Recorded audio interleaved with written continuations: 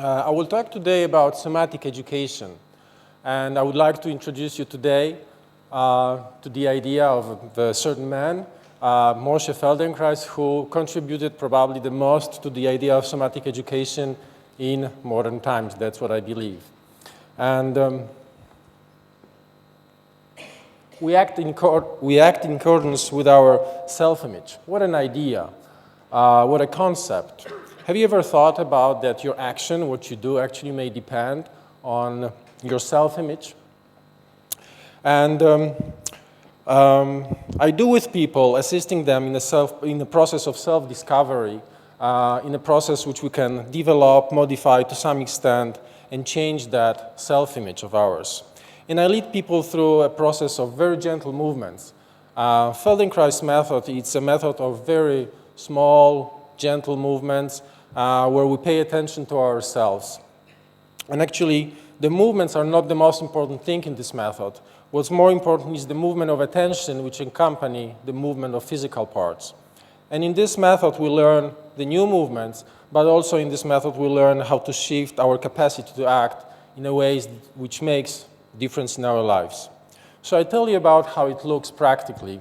Actually, when I was invited to talk at the conference, my first response was no. And yes, I tell you honestly, because this is an experiential method, and it's very hard to talk about experience if you don't actually experience it. So I hope it will be a nice introduction to further experience. And actually, I'm very happy to talk to you today about this. So how it looks, it can be done either individually or it can be done in the group settings.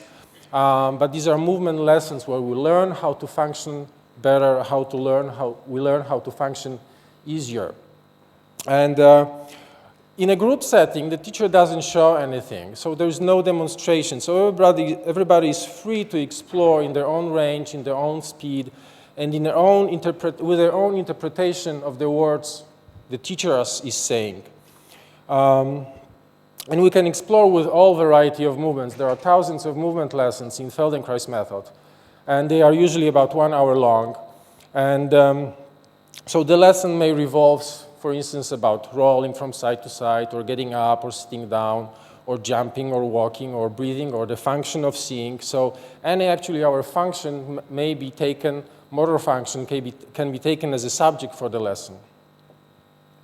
So doing it for more than 10 years, I'm over and over again amazed and fascinated, and at the same time intrigued the profound effect such movement lessons may have on us, such gentle movements may have on us, and the effects of these movements reach far beyond what would seem normal and expected result of physical exercises.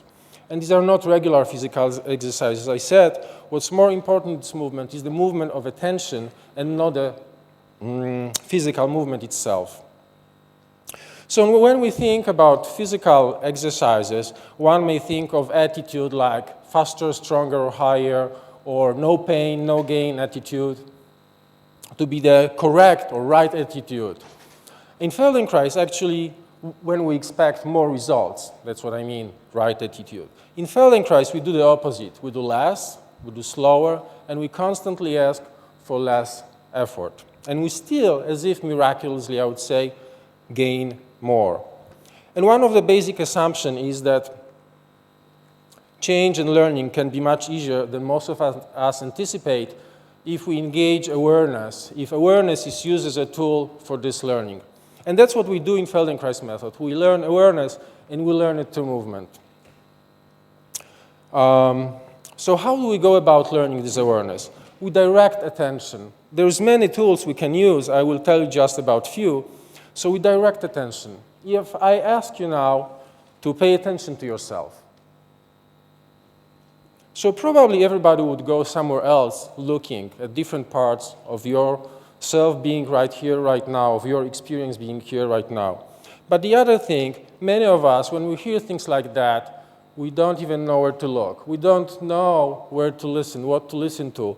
We don't learn how to listen to ourselves. So in Feldenkrais Method, we learn how to listen to ourselves.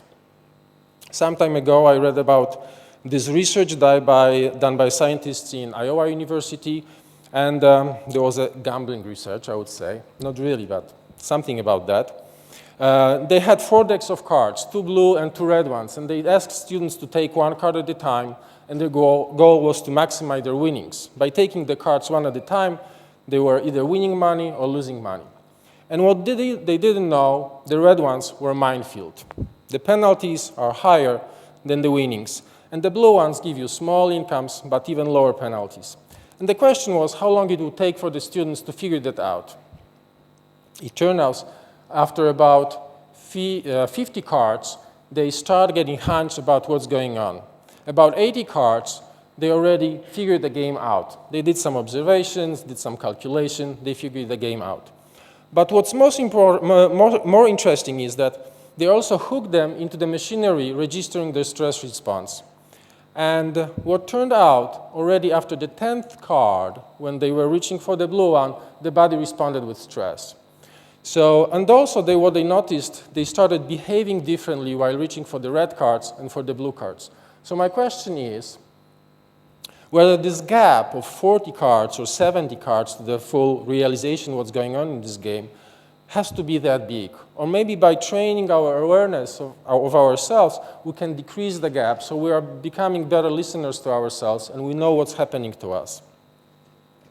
So coming back to the tools we use in Feldenkrais Method, we direct attention, but we give it a very concrete dimensions.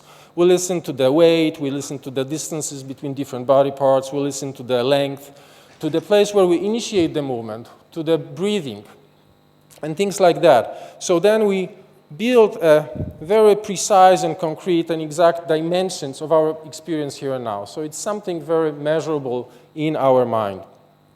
The other thing we do to increase awareness, we ask to do less. Why? Because if you go to the very end range of motion, then of movement, I would say rather, then we have a tendency to go with our habits. And then if we do less, if we stay in the mid-range, then we create a sense of ease. And in a sense of ease, we interpret it frequently as a safe place. And in a safe place, we give ourselves more permission to explore more freely and to look for more options. The other thing, we ask to slow down. For instance, if you watch an instructional video of skiing or windsurfing, or maybe you like the martial arts movies when they show those slow movements, there is so much details happening in a very short time. So if we don't slow our observation, then there is so many informations which we miss. So we have this option in TV sets, which we can slow the motion down, but we also have this option in our brains, in our minds, in ourselves, but unfortunately we don't use it very often. So when we slow down, we become better observers of what's happening with us.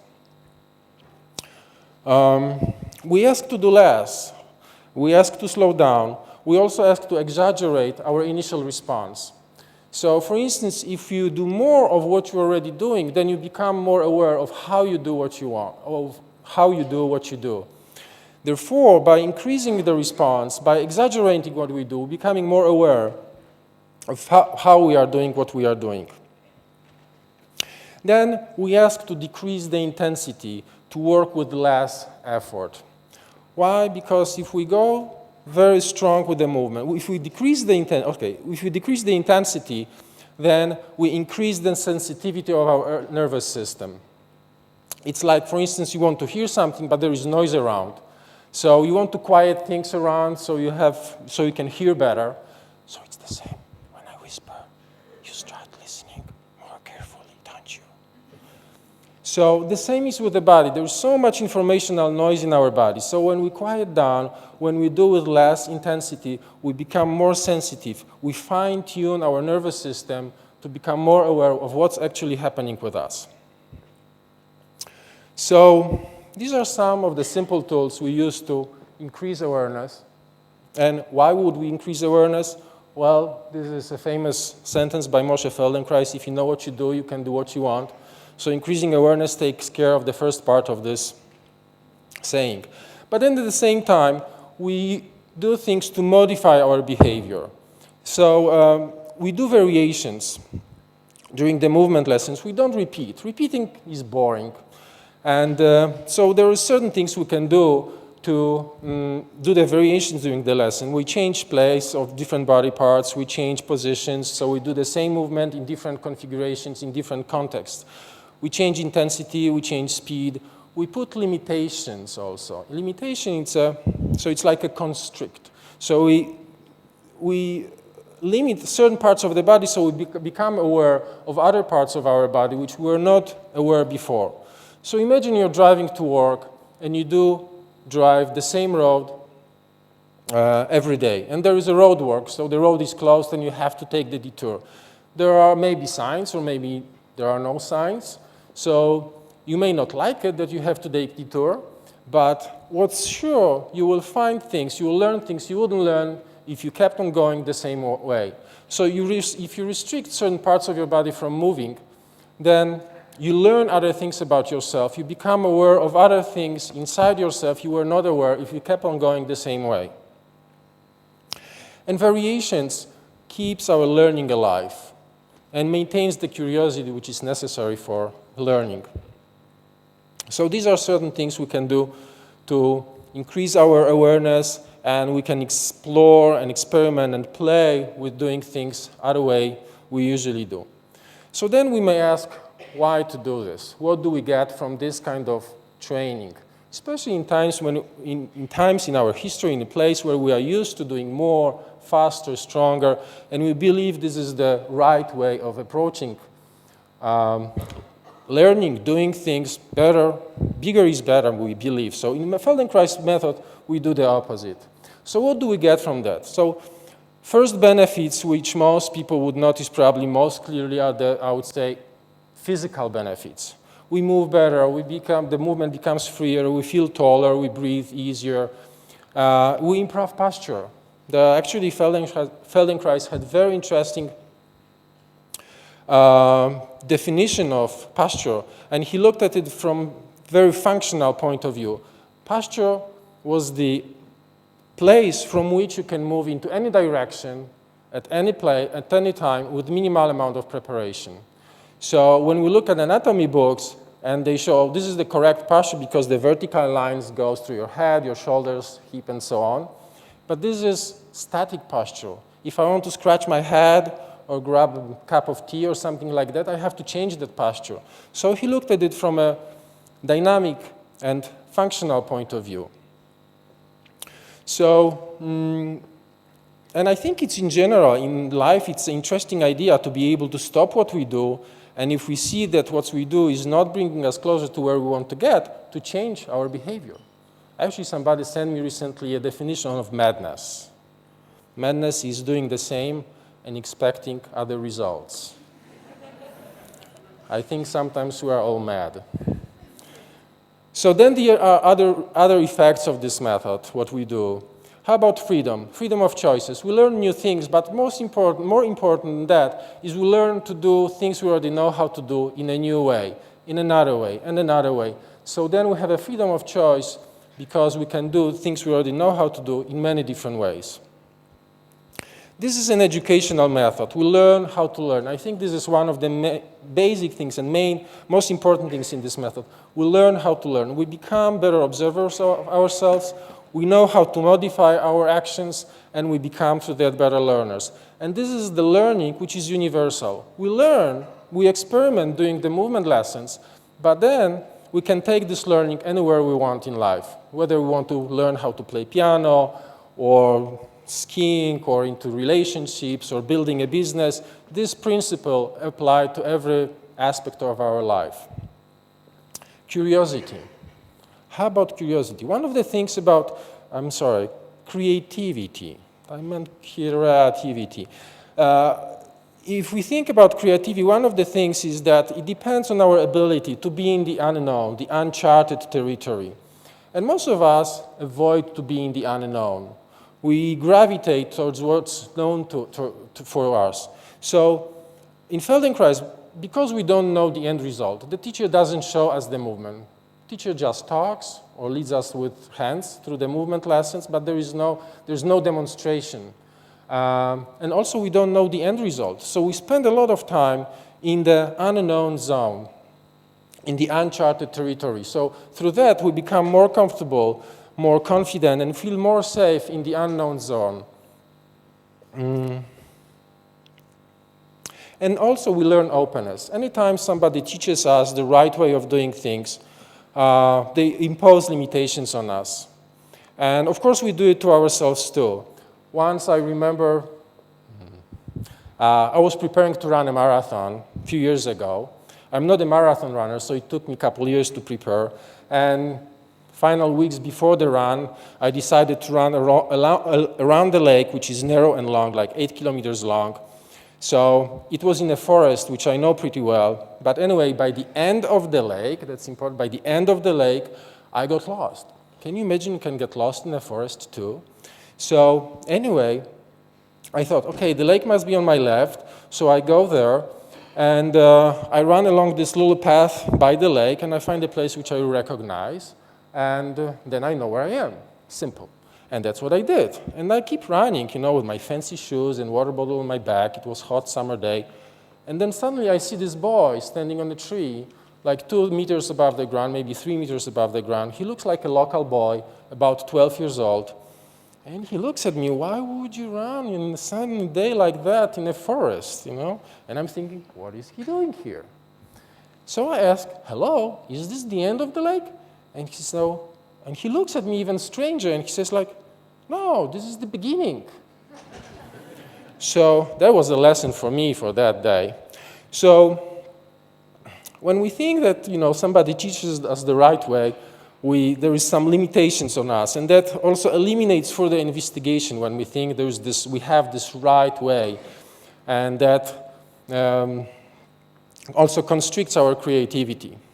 So there are not right ways of doing things, no, you know, but and most of the learning is informational today, and we learn from lectures, from books, and we let other people to tell us what we should know, how we should interpret things. And don't take me wrong, it's a great learning. We learn a lot from that, and we all wouldn't be here if we didn't get a lot through this kind of process. But the other kind of learning, the one I'm talking about, the body-based learning, based in our experience, in our direct experience through our body.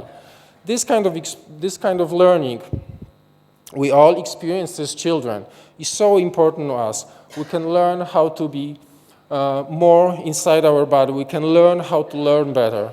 And what we can develop through this kind of learning, we can develop a sense of self, but sense of self which is based on our internal criteria, and we can develop an inner authority. And I think this is a very valuable thing, and nobody can take it away from us. Thank you very much.